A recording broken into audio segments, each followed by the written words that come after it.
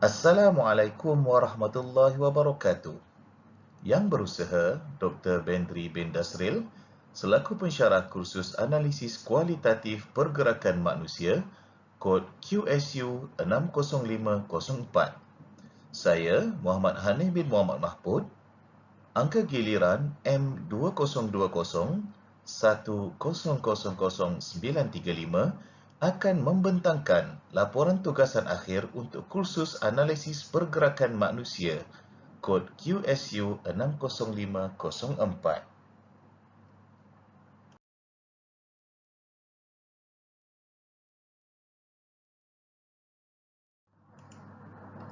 Saya akan membentangkan laporan kemahiran mencedok atau skop dalam sukan hoki.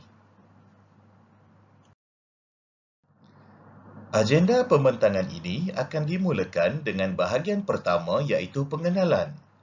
Seterusnya, bahagian kedua iaitu tentatif pelaksanaan yang merangkumi 4 fasa iaitu fasa persediaan, fasa pemerhatian, fasa penilaian dan fasa intervensi.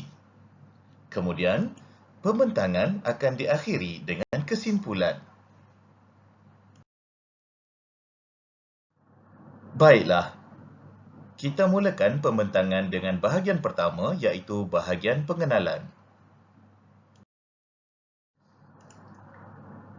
Hoki merupakan salah satu permainan yang popular di dunia. Rekod sejarah menunjukkan permainan hoki telah mula dimainkan pada abad ke-15.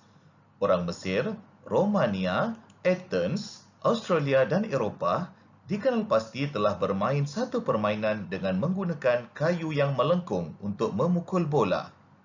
Asal perkataan hoki berkemungkinan telah wujud daripada perkataan Anglo-Saxon iaitu hook atau perkataan Perancis hooker.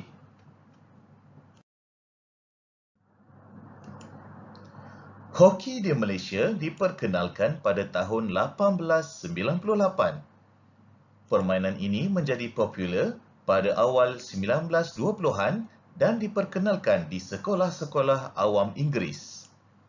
Persatuan Hoki Negeri yang pertama ditubuhkan di negeri Perak pada tahun 1927. Majlis Hoki Malaysia ditubuhkan pada tahun 1948 untuk menguruskan semua aktiviti sukan hoki di Malaysia.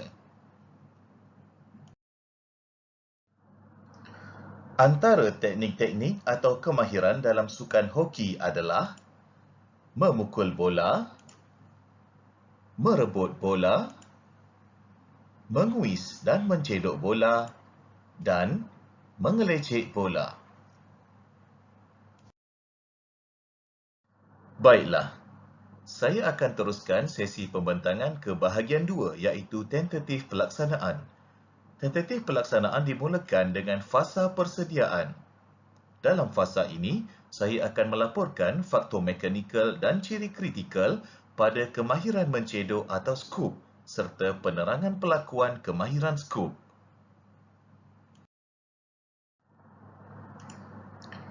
Tujuan kemahiran skop ini adalah untuk menghantar bola tinggi melepasi pihak lawan ke rakan sepasukan. Pelakuan yang pertama adalah fasa persediaan. Dalam fasa ini, beberapa faktor mekanikal dan ciri kritikal telah dikenal pasti. Untuk faktor mekanikal yang pertama, iaitu kedudukan bola dan ciri kritikalnya, bola berada di sebelah kaki kanan. Bagi faktor mekanikal kedudukan kayu, ciri kritikalnya adalah kedudukan kayu rapat dan berada di bahagian bawah bola. Faktor mekanikal yang ketiga adalah keadaan lutut, di mana ciri kritikalnya lutut perlu dibengkokkan. Yang keempat, kedudukan bahu dan ciri kritikalnya bahu kiri menghadap sasaran. Dan faktor mekanikal kelima ialah berat badan. Ciri kritikal untuk faktor mekanikal ini adalah berat badan berada di kaki kanan. Fasa seterusnya dalam kemahiran skop adalah fasa perlakuan. Berikut merupakan faktor mekanikal dan ciri kritikal fasa pelakuan. Faktor mekanikal pertama ialah peralihan berat badan, di mana ciri kritikalnya adalah berat badan dialihkan ke kaki kiri. Faktor mekanikal kedua ialah kekuatan tangan, dan ciri kritikalnya ialah kekuatan tangan digunakan untuk melejang bola ke hadapan dan ke atas. Dan faktor mekanikal ketiga ialah kedudukan badan, dan ciri kritikalnya ialah badan perlu dibongkokkan ke hadapan. Fasa terakhir dalam kemahiran skop adalah fasa ikut lajak. Faktor mekanikal fasa ini ialah kedudukan kayu hoki selepas fasa perlakuan. Ciri kritikal kedudukan kayu hoki ialah kayu hoki dipegang kemas mengikut lajak ke arah atas.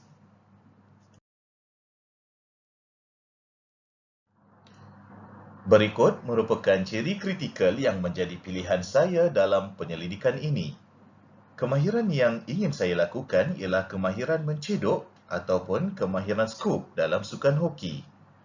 Fasa yang menjadi pilihan dalam kajian ini ialah fasa perlakuan, iaitu perlakuan sewaktu kayu hoki menyentuh atau mengadakan kontak dengan bola. Fasa ini dipilih kerana fasa ini merupakan fasa yang penting dalam memastikan kemahiran skop terjadi. Ciri kritikal yang akan ditonjolkan ialah sudut kayu hoki dari permukaan tanah.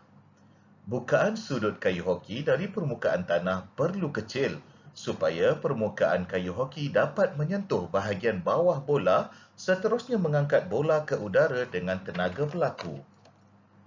Bagi pemilihan subjek pula, saya akan melakukan sendiri pelakuan kemahiran skop dan video tutorial kemahiran skop oleh Jeroen Hesberger akan dijadikan rujukan dan intervensi. Saya telah menggunakan telefon bimbit yang telah dipasangkan pada tripod untuk merakam pelakuan.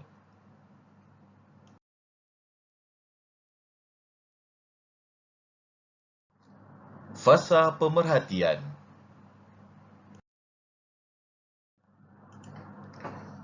Berikut merupakan butir-butir pelaksanaan di dalam fasa pemerhatian.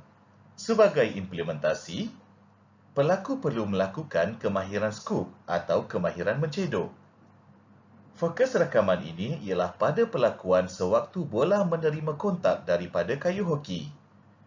Vantage point rakaman adalah di bahagian hadapan pelaku. Kedudukan kamera adalah sama paras dengan pelaku. Setelah selesai rakaman, video akan dipindahkan ke perisian Kinovia dan tracker untuk tujuan analisis pergerakan.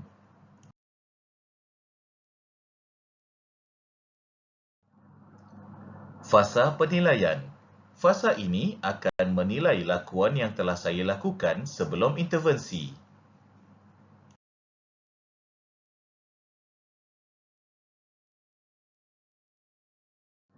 Berikut merupakan rakaman gerakan perlahan kemahiran mencedok atau skop sebelum intervensi.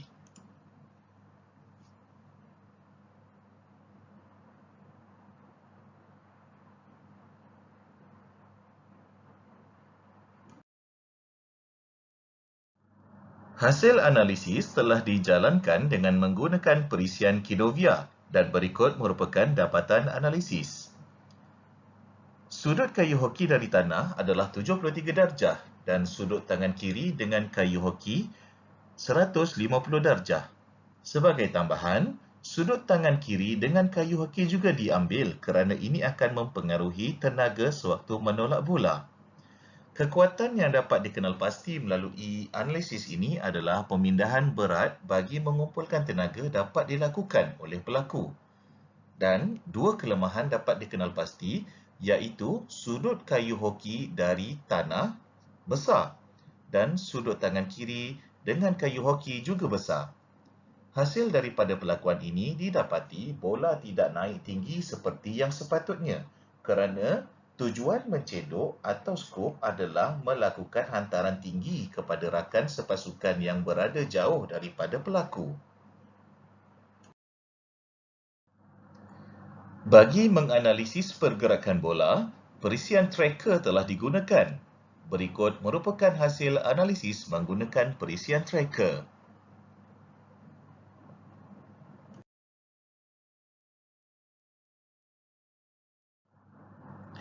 Fasa intervensi dilaksanakan bagi membolehkan pelaku atau saya sendiri memperbaiki kesalahan dan meningkatkan kemahiran skop saya.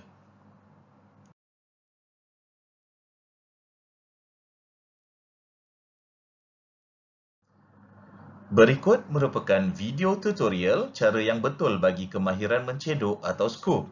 Model merupakan Make pemain sure you hoki have the right kebangsaan grip with your Belanda hands, yang get bernama that 90 Jeroen degree angle, Hesberger. try and get under the ball, and push the ball up as far as you can.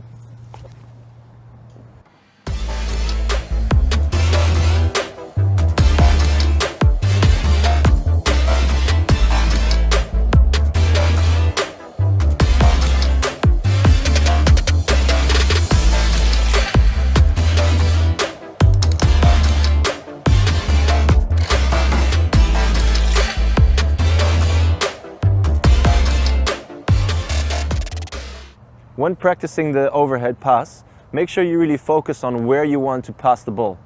Try and determine where you want the ball to bounce and focus on that spot.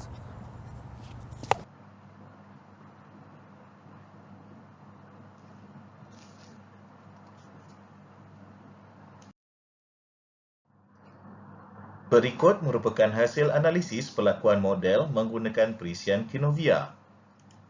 Sudut kayu hoki dari tanah ialah 49 darjah sahaja.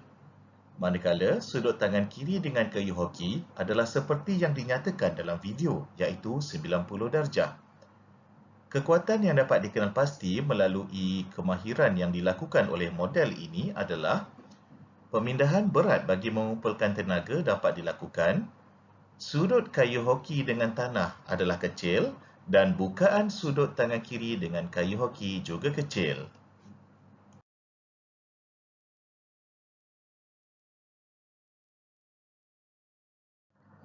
Setelah melihat video tutorial tersebut, latihan kemahiran dilakukan dengan memperbaiki bukaan sudut kayu hoki dengan tanah serta bukaan sudut tangan kiri dengan kayu hoki. Berikut merupakan rakaman gerak perlahan pelakuan kemahiran skop selepas intervensi.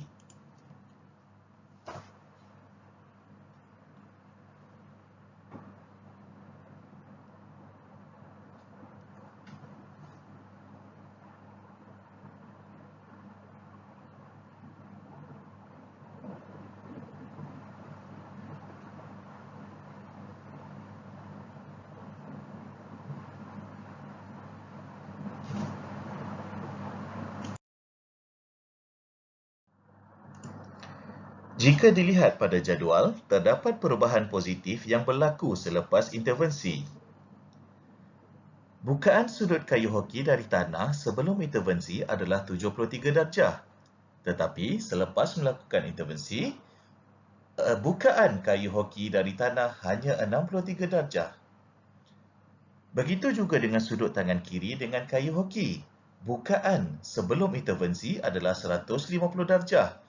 Tetapi selepas melakukan intervensi, bukaan berkurang kepada 133 darjah.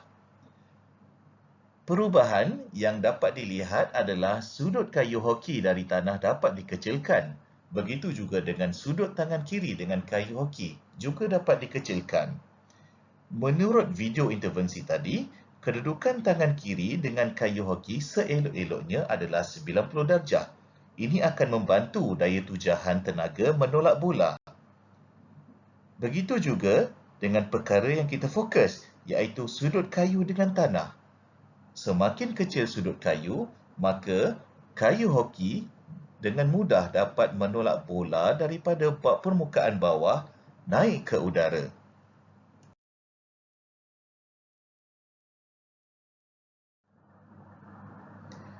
Perubahan pergerakan bola juga berubah dengan naik tinggi seperti yang diharapkan. Jika dilihat, bacaan pada jadual hasil daripada analisis menggunakan perisian tracker menunjukkan peningkatan tinggi bola naik ke udara hasil lakuan kemahiran skop yang betul. Kesimpulan, Pada bahagian ini, saya akan membuat kesimpulan berkaitan dengan proses keseluruhan kajian ini. Saya akan ringkaskan kesimpulan dengan merujuk jadual ini. Untuk melakukan tugasan ini, saya telah memilih video tutorial daripada seorang pemain hoki profesional daripada pasukan Belanda. Dan saya sendiri merupakan pelaku untuk melakukan tugasan ini. Peranti rakaman yang telah saya gunakan adalah saya menggunakan telefon pintar dan satu set tripod untuk memegang telefon. Perisian yang saya gunakan untuk menganalisis video adalah Kinovia dan Tracker. Kekuatan sewaktu saya melakukan tugasan ini yang dapat saya kenal pasti adalah kerjasama daripada pihak pentadbiran sekolah yang memberi keizinan untuk menggunakan prasarana sekolah dalam tempoh PKP ini. Dan juga, kekuatan adalah pada diri saya sendiri kerana mempunyai sedikit pengalaman dalam sukan hoki. Jadi, untuk melakukan kemahiran skop, tidaklah memerlukan usaha yang sangat tinggi. Kekangan yang dapat saya kenal pasti sewaktu melakukan tugasan ini adalah, pertama, saya tidak boleh menggunakan prasarana di stadium berhampiran disebabkan oleh PKP. Oleh yang demikian, saya hanya melakukan aktiviti ini di gelanggang futsal di sekolah. Kemudian, kekangan kedua adalah kemahiran menggunakan perisian Kinovia dan Tracker kerana saya masih lagi baru dalam menggunakan perisian ini.